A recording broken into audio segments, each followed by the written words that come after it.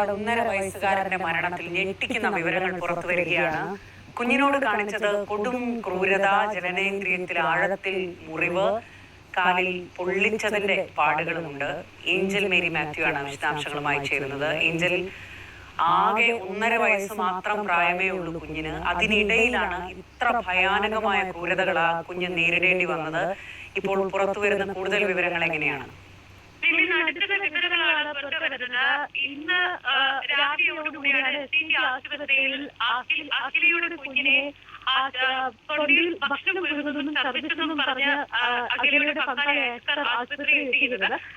കുഞ്ഞിന്റെ മരണത്തിന് പിന്നാലെ പോസ്റ്റ്മോർട്ടം നടത്തിയിരുന്നു. ആന്തരിക രക്തസ്രാവമാണെന്ന് അറിവുമെന്നും കണ്ടെത്തിയിരുന്നു.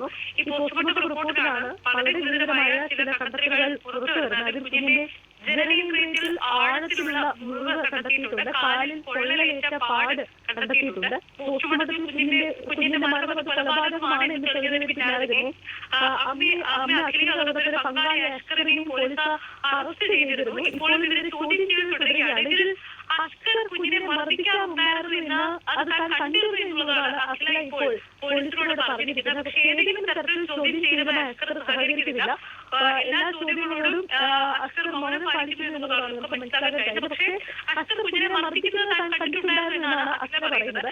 ഏതെങ്കിലും തരത്തിൽ അഖിലയ്ക്ക് കുഞ്ഞിന്റെ മരണവുമായി നേരിട്ട ബന്ധമുണ്ടോ, മരണത്തിൽ നേരിട്ട ബന്ധമുണ്ടോ എന്നുള്ള കാര്യം നിലവിൽ ഇപ്പോൾ പോലീസ് പരിശോധിക്കുകയാണ്. നെടുമാട് ഡിവൈഎസ്പിയുടെ നേതൃത്വത്തിലുള്ള സംഘമാണ് രണ്ടുപേരെയും ചോദ്യം ചെയ്യുന്നത്. ഏറ്റവും സങ്കടകരമായ കാര്യം, ആകെ 1.5 വയസ്സ് മാത്രം പ്രായം. 1.5 വയസ്സ് പ്രായത്തിനിടയിൽ ജനനേന്ദ്രിയത്തിൽ ആഴത്തിലുള്ള മുറിവും അതോടൊപ്പം തന്നെ കാലിൽ പൊള്ളലേറ്റ പാടുകൾ, ആന്തരിക രക്തസ്രാവത്തിന് ഇടയാക്കുന്ന തരത്തിലുള്ള പരിക്ക്, ഇങ്ങനെ മരണ കാരണമാകാവുന്ന പരിക്കുകൾ കുഞ്ഞിന് സംഭവിച്ചു. അത് അമ്മയും അമ്മയുടെ ജീവിത പങ്കാളിയും ഇപ്പോൾ അറസ്റ്റിലായിരിക്കുന്നു എന്നുള്ളതാണ് ഏറ്റവും സങ്കടകരമായ കാര്യം.